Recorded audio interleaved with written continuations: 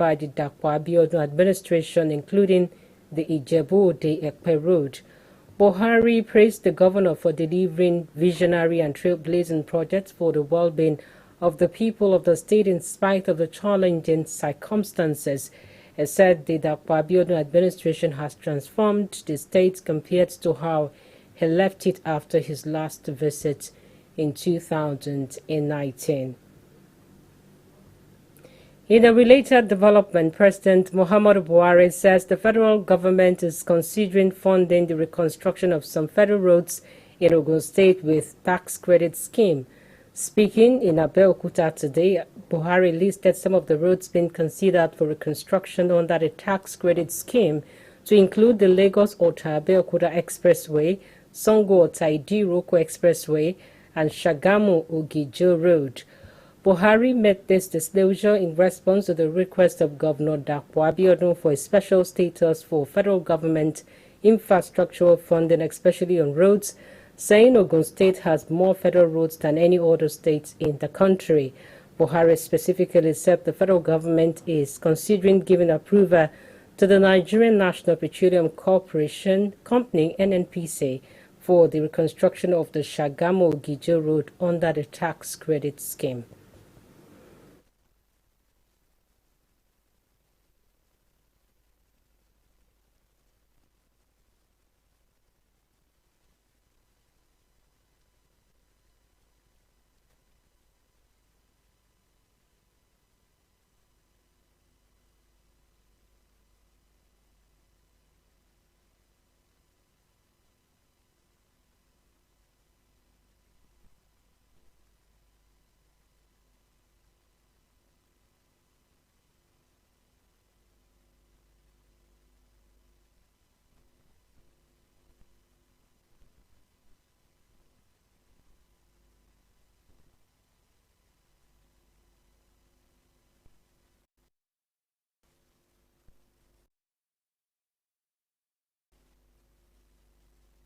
That these roads will see federal government attention.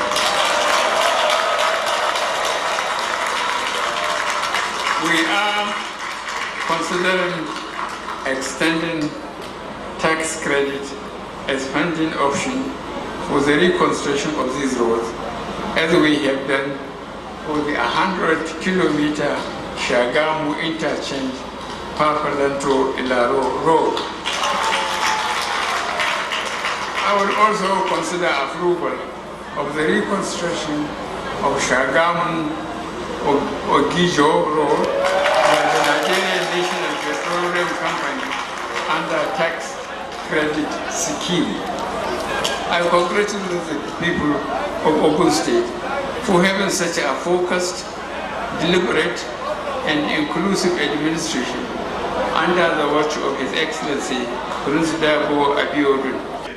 We appreciate your approval to Alhaji Aliko Dangote for the construction of the Shagamu Interchange Papalato Road, which starts from here, through the federal government's tax credit scheme.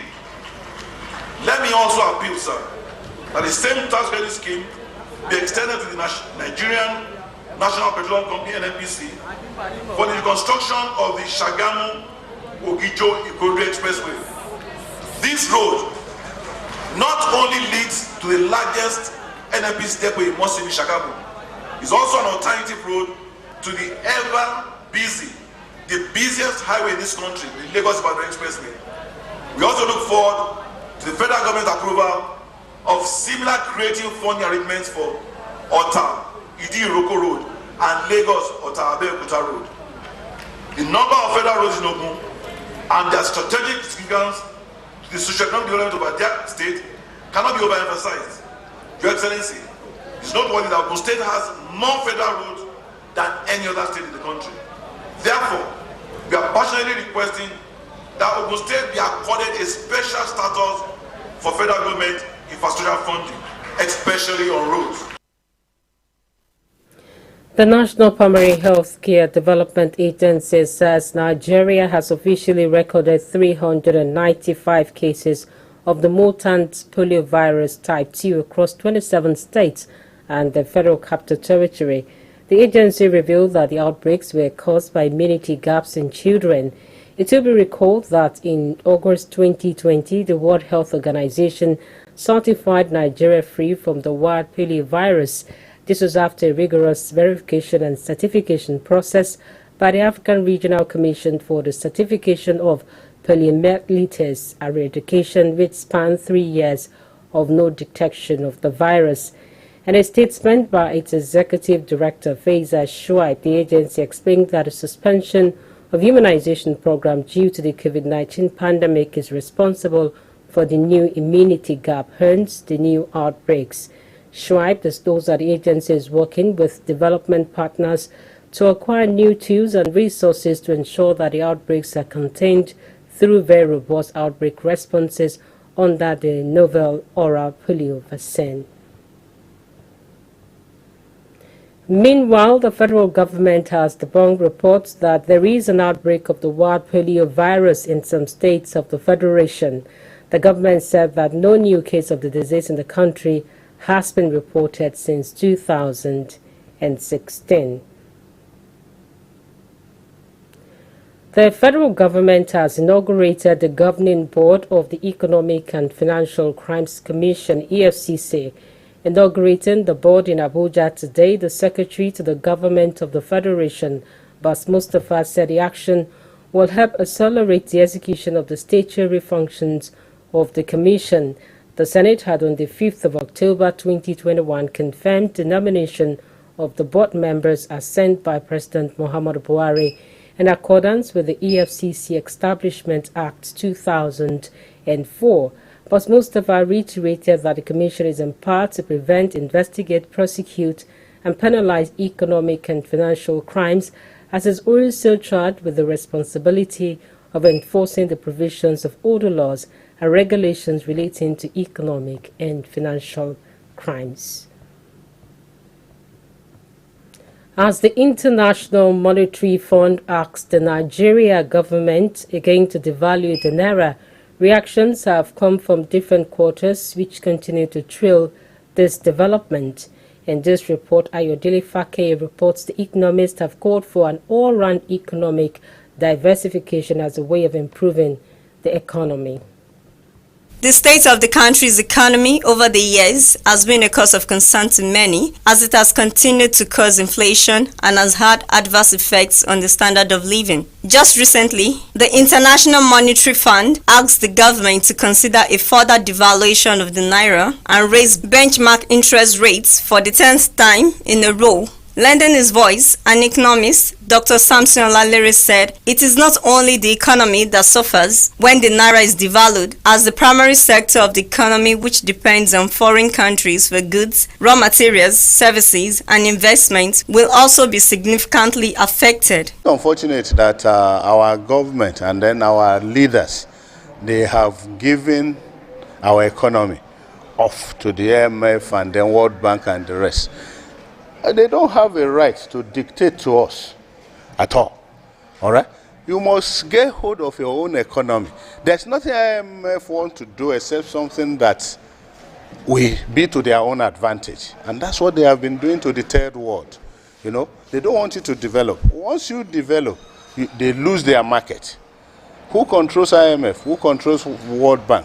It's the big powers of this of the world. Similarly, another economist, Olaoluwa Omorinde, stressed the fact that to an average man, the devaluation of the naira reduces the purchasing power, increases the cost of imported goods or materials, while increasing unemployment in the country. I believe that the economic team of the president will not heed to that advice, because heeding to the advice has a grave effect on the Nigerian economy and on the citizen as a whole. Citizen will be worse off because the valuation erodes the purchasing power, and already the masses, the citizens are crying.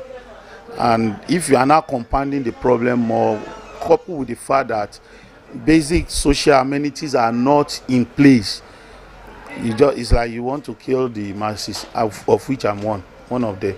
They nevertheless asked the government to boost the economy by diversifying the economy, creating a business-friendly environment, and revamping all the sectors. All the policies they bring is to ruin our economy. So it's not left to us as country. Then if God gives us a good leader and our leaders know what they are doing, it's left to them to tell them off.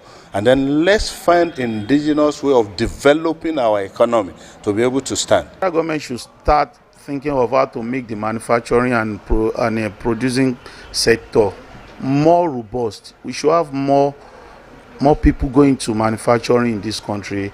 There should be buffer for the manufacturers now, and the production of foodstuffs and other raw materials should be looked into during this period. Especially the state government, they should start something that will make the citizen not to feel the weight of whatever policy federal government is bringing on now. It is therefore important for Nigeria to focus on producing basic items and likewise make the valuation of Naira the last resort to the economic imbalance. Ayodele Fakeye, ITV News. The Senate President Ahmad Lawan has asked the Committee on Petroleum and Gas to ensure the prompt implementation of the Petroleum Industry Act with a 6-month timeline handed to them to ensure that revenue from petroleum becomes more visible. Lawan gave this directive at an event to mark his 63rd birthday in Abuja. He said the National Assembly put in so much effort to ensure the passage of the legislation and as such cannot afford to have it become underutilized. Lawan, however, noted that the activities of the 9th National Assembly has brought stability to the economy and the polity. Finally, the PIA is supposed to be implemented within this year. The Petroleum Industry Act that was signed last year into law. Our committees, oil and gas related committees, must ensure that the implementation of the PIA is in earnest and that the benefits, the expected benefits, come to fruition. What do we expect? More flow of investments into the oil and gas industry in our country. We want to see in the next 6 months how much of that is coming to Nigeria. We lost so much investment opportunities. We want to see those losses recovered. We want to see more gains in terms of investments into the oil and gas industry in Nigeria. So the Senate, particularly through our committees, oil and gas related committees, will work very, very closely with the executive arm of government to see that the implementation of the Petroleum Industry Act is done in earnest. Otherwise, the essence of biting the bullet by the National Assembly to pass the Petroleum Industry Bill would have been defeated. Because this National Assembly, I dare say, has stabilized the Nigerian economy. Anyone who wants to challenge this statement could do so. But I stand to be corrected. That we were able to pass the budget in time, that Mr. President was able to sign it in time, that the budget was implemented, or the start of implementation was in time, made us to survive 2 recessions. And we are still experiencing better outcomes, even though not the kind of situation that we want. But it would have been worse if we didn't pass the budgets 2020, 2021 in time, and if the president did not sign them in time. So I believe that the National Assembly, the 9th National Assembly, has stabilized the economy. And I also dare say that the Ninth National Assembly stabilized the polity. Imagine a situation or a scenario where every day we are fighting, either in the chambers or between the Senate and the House or between the National Assembly and the executive arm of government. We believe that there is a price to pay for anything. But we are patriotic. Let's be called any name. What we want to do, what we want to achieve is for our country to be better. Tomorrow, some of these people that are calling us various types of names will be writing very good commentaries about what we have been able to achieve in this 9th National Assembly. And mark me, some of them are ignorant, some are mischievous, just because they don't like us to succeed. But majority of Nigerians are happy with what we are doing. We are not perfect. We make our errors, and we'll correct our errors. We'll identify with our citizens, but we will always do what is in the best interest of our country. So, the governor of Kogi State, Yahaya Bello, today ordered the immediate removal of roadblocks on the state highways. Bello issued the directive during a trip to Okene, local government area of the state, where he and all the motorists experienced gridlock because of the roadblocks. The governor condemned the activities of illegal tax collectors who mounted such roadblocks, noting that it has continued to frustrate transporters and other road users. Following the assertion of the Northern Elders Forum not to step down in the forthcoming presidential election on the basis of rotation of power, our correspondent Johnson Oyebanji took to the streets to sample people's opinion.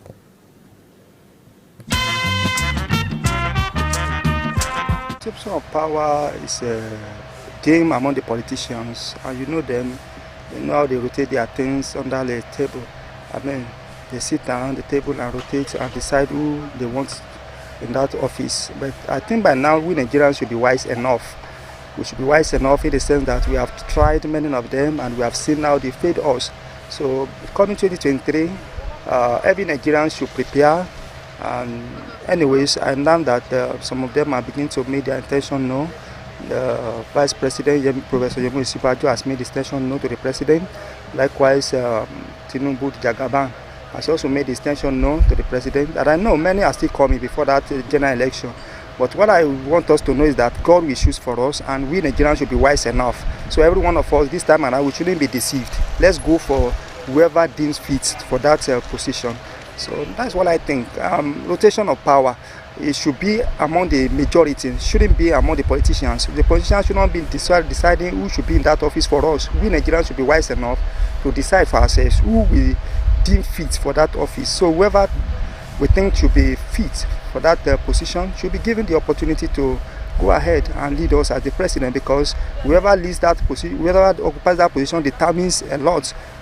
What will happen eventually to the country will be determined by whoever that sits on that position. Even if you vote, there are some people that determine what's the outcome of the vote somewhere. So I don't expect anything. Whoever comes in, comes in.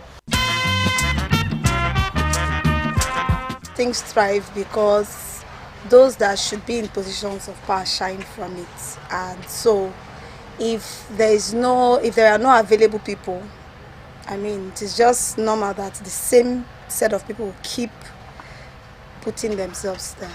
After the ONTAS thing, we were hoping that there will be candidates sponsored by the youth movement and all of that. But up until now, I personally haven't seen one. So if we're not careful, there's still the possibility of having the same people we protested against back in power. But then all fingers crossed, like they say, still about a year. So maybe tomorrow a youth candidate would surface. I don't know.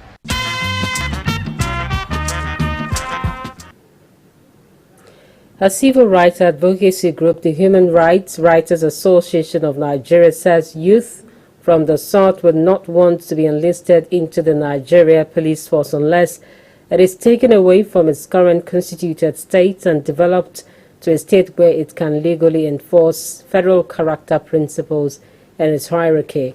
The association said this after the force revealed that out of over 81,000 applications received nationwide in the ongoing police recruitment, only about 7,000 were received from the 5 states in the southeast. In a statement by its national coordinator, Emmanuel Onwubiko, the rights group alleged that the force is skewed to favor Muslims.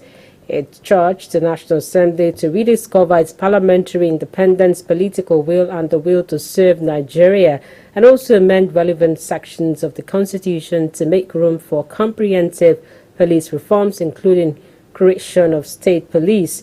The association urged the hierarchy of the Nigeria police force to embark on thorough in-house cleansing to weed out its bad eggs, who are usually posted to southern states to set up cash extortion rackets as checkpoints. After about 7 months, the federal government has finally lifted a suspension of Twitter operations in Nigeria. And this report, Taiwo Onlarewaju reports on the development.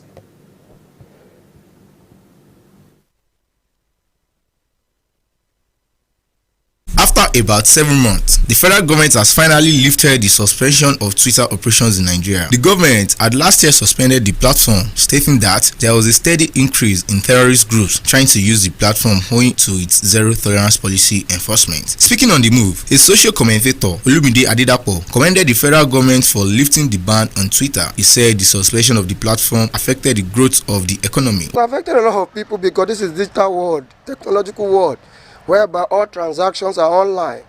So I make my posts, a lot of people see what I do, we interact, we change, we talk about views, talk about a lot of things. It affected people apart from their economic aspect, the psychological aspect. A lot of people find fun, communicate with relatives, put out their stuff there, and suddenly you took away what they are doing from there. It's as if you take away a breadwinner from a home. Olumide also urged the federal government to consult relevant stakeholders before taking certain actions. The the federal government is to always actually consult before they take action. There are certain actions that shouldn't be done or taken harshly just because it's affecting you direct as a person. You need to look at the people you are governing, the people you are leading, to see how will this decision affect them. I think the government need to look into that. You don't just take a decision rationally without considering the people that will be affected. The ban of Twitter did not affect the president, for example, or the stakeholders in the state, but it affects the common man that use that platform to transact their businesses and every other thing. And I think the federal government should learn from this.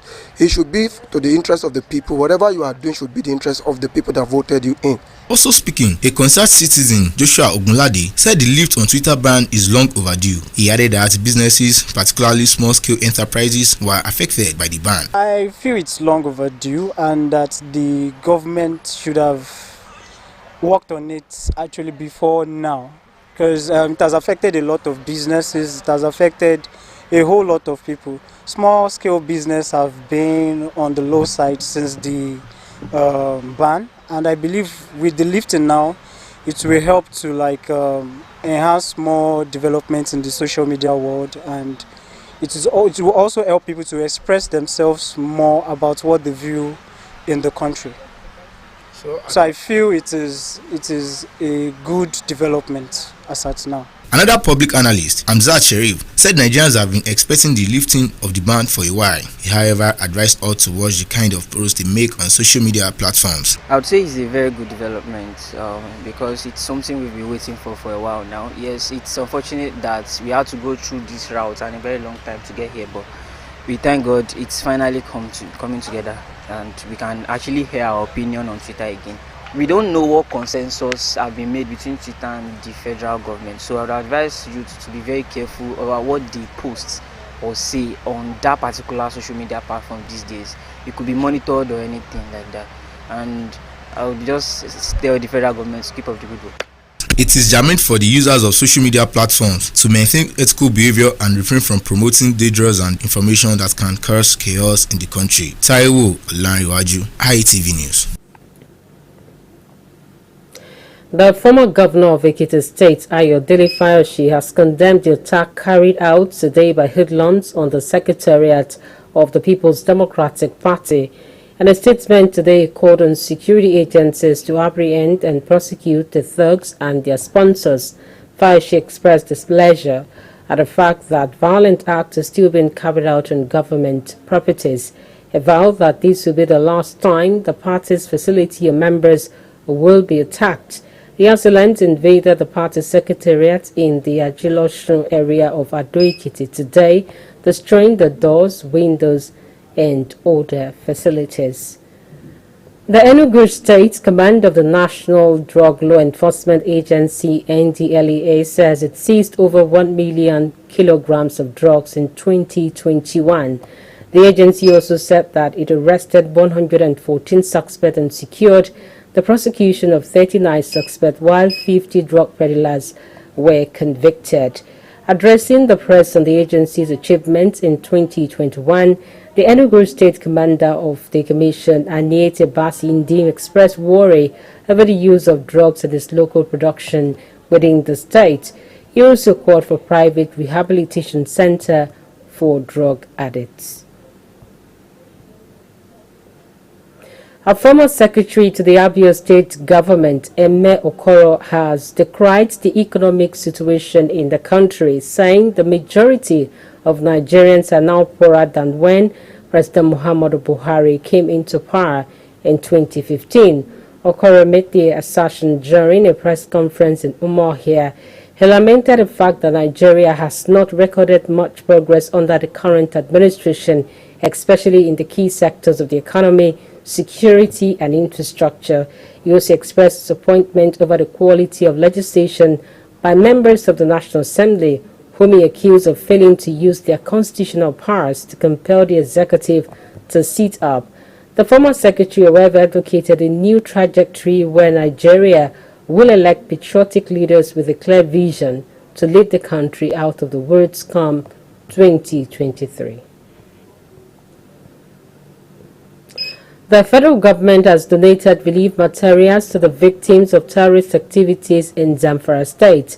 A federal government delegation led by the Minister of Defense, Bachir Salili Magachi, announced the gesture during a sympathy visit to the state government and people of the state.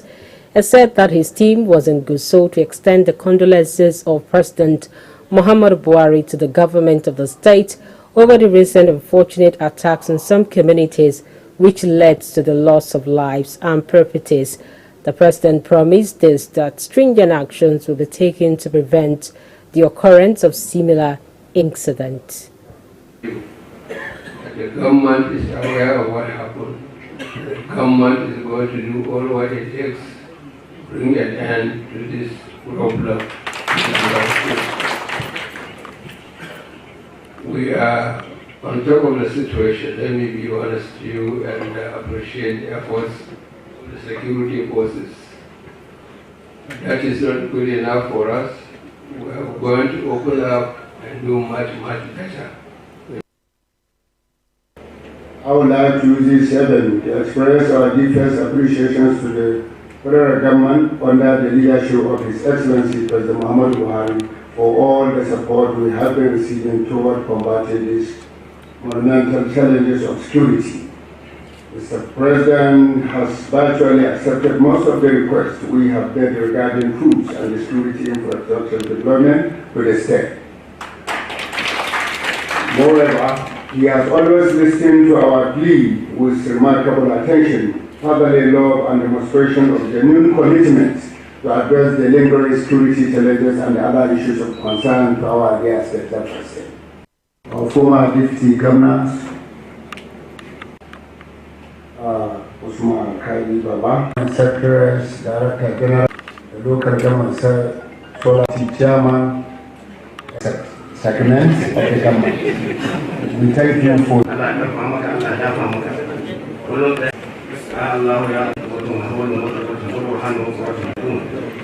Allah muna roƙonka wannan baki da sauran. Bismillahirrahmanirrahim. Your Excellency, there's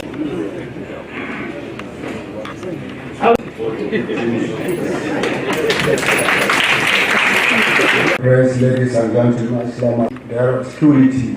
Karaham Anka Amal Ibrahim.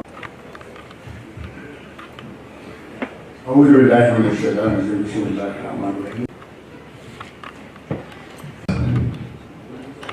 Actually, in order to receive the delegation, the leader of the parliament delegation, the Honorable Minister of Defense, Major General Bashir Sadi Magashi. This note shall now invite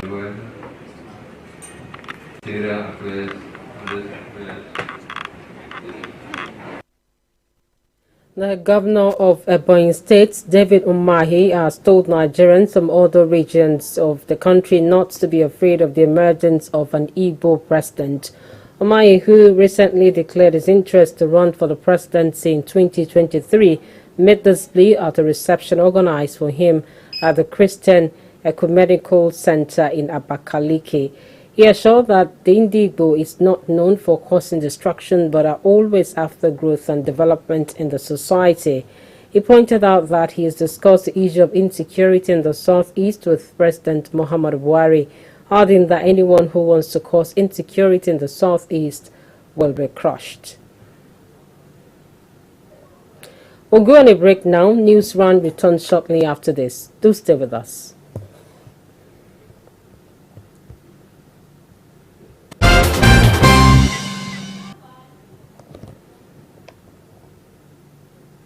Welcome back. You're still watching News Round on Impact Africa Television, RETV. Now to the rest of the news.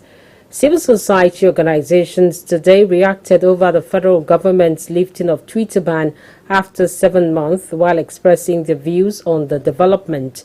While describing the ban on Twitter as a test of the resilience of Nigerians, the organization said there is nothing to cheer about the lifting. It further argued that the federal government did not necessarily remove the ban for Twitter, but the administration's protection.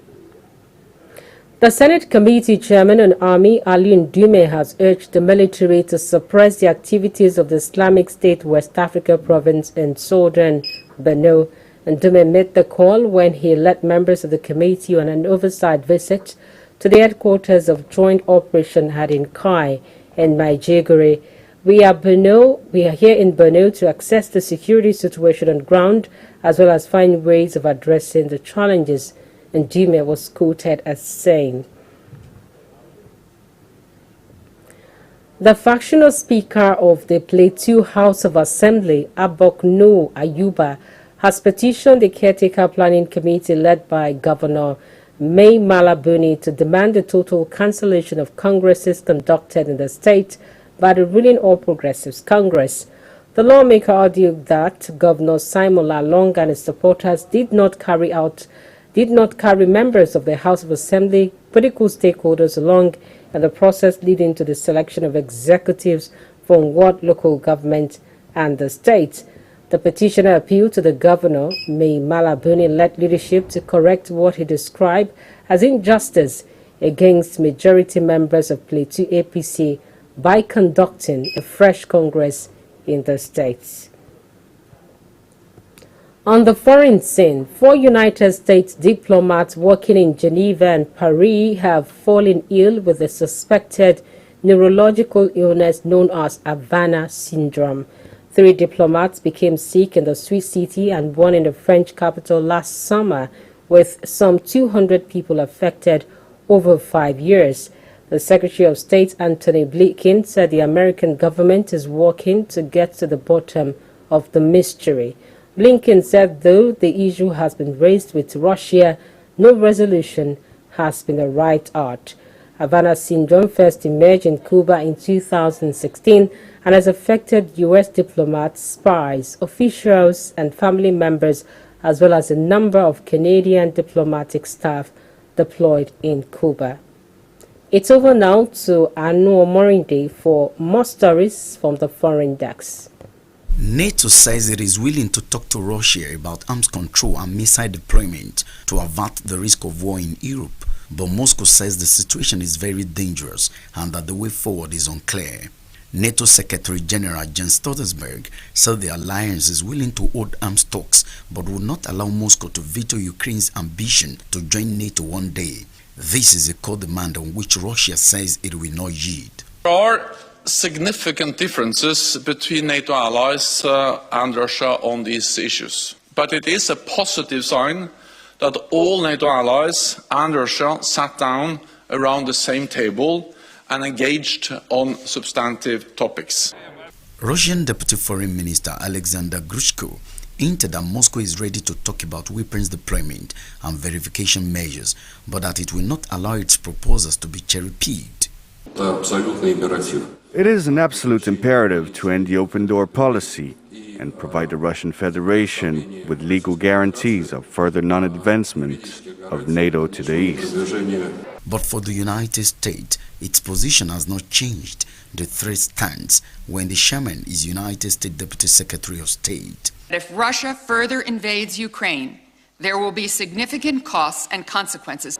In the United Kingdom, Boris Johnson is facing calls from senior Tories to stand down as Prime Minister after he admitted attending a drinks party during lockdown. The Prime Minister apologized for the way he handled the event in the Downing Street Garden in 2020 and said he understands the public's rage over it. And I know the rage they feel with me and with the government I lead when they think that in Downing Street itself the rules are not being properly followed by the people who make the rules. I have learned enough to know that there were things we simply did not get right. And I must take responsibility. Cabinet members, including Deputy Prime Minister Dominic Raab, rallied round Mr. Johnson, but Scottish Tory leader Douglas Ross and members of Parliament William Rugg, Caroline Knox and Roger Gale called on him to go. He's finally been forced to admit what everyone knew, that when the whole country was locked down, he was hosting boozy parties in Downing Street. Yes. Is he now going to do the decent thing and resign? Yes. Will the Prime Minister finally do the decent thing and resign, or will his Tory MPs be forced to show him the door? Will the Prime Minister, for the good of the country, accept that the party is over and decide to resign? It is yet unclear where this will lead to. Lastly, South African police has destroyed a cannabis garden grown by indigenous Khoisan activists outside President Cyril Ramaphosa's office for over 3 years. Police arrest a Khoisan leader who clings to a shoulder-height cannabis plant as they dragged it along the presidential lawn in Pretoria. Their leader, wearing a traditional loincloth, clung to a shoulder-height plant as police dragged it across the presidential lawn in Pretoria before arresting him. The Khoisan are formerly known as Bushmen or Hottentots, a name coined by Dutch settlers in the 17th century, reflecting the clear characteristics of their languages. Hanulwakbo Moride, IATV News. Sport news is next with Yinka Olatobero. Good evening, welcome to the World of Sport. Gianni Sekawa, the referee who blew up early for full time twice during Mali's win over Tunisia at the ongoing African Cup of Nations, suffered sunstroke, according to report. Amid chaotic scenes, Gianni Sekawa was taken to hospital after suffering from sunstroke, which could explain his baffling decision making. It will also explain that the fourth official was set to take charge of the remaining minutes of the match as it may resume, part of the report read. Sekawa was previously suspended under allegations of corruption in 2018 due to the manner in which he handled the CAF Champions League match between Esperance of Tunisia and Primeiro Agosto of Angola. Reacting to the controversy that surrounded the game, the Confederation of African Football in relation to the African Cup of Nations match between Tunisia and Mali played in Limbe on the 12th of January 2022, CAF is gathering unnecessary report from the officials at the match. CAF is also forwarding this document to competent bodies of CAF. Away from that, Dan Smith insists Norwich City squad are committed to staying up in the Premier League. The Canaries suffered a 2-0 loss to West Ham United yesterday, keeping them at the bottom of the the table and 3 points from safety. But the Englishman believes that the Canaries can still survive the drop despite their precarious situation on the log. And still in the English Premier League, Newcastle United have signed New Zealand striker Chris Wood from Burnley for a sum of £25 million. The 30-year-old has agreed a contract at St. Jesus Park until the end of the 2023-2024 season. Magpies boss Eddie Howe targeted attacking reinforcement after Callum Wilson was ruled out for 8 weeks with a calf injury. Woods is Newcastle's second signing this month following the arrival of Kieran Trippier from Atletico Madrid. It has been thought that Burnley would not sell the player to Premier League relegation rival, but Newcastle triggered a release clause and the Calret contract. And finally, in the related development, French left back Lucas Digne has joined Aston Villa from Everton on a deal worth up to £25 million. The 28-year-old fell out of favour at Everton this season under manager Rafael Benitez, who said last week Digne has asked to leave the club. Digne, who has signed on a 4.5-year deal, said he did not expect his time at Everton end the way it ended. Everton signed Digne from Barcelona in the summer of 2018 for a sum of £18 million under former manager Marco Silva. He went on to make 127 appearances for the Goodison Park club and scoring 6 goals. Digne made 15 appearances for Everton this season, had not played for the team since the 1st of December. Several clubs registered interest in the left back, including Newcastle United, Chelsea and sides from Syria, but Villa were ultimately successful in securing his signature. That's all we have for you in the world of sport. Many thanks to you for listening. I'm Alain Carlato Evans. Good evening. To end the news, here again are the highlights. Buhari commissions 14-kilometer Ijebu-Ode-Ekpe road, says Governor Abiodun has justified mandate. 27 state federal capital territory on alert as Nigeria records 395 cases of mutant poliovirus 2.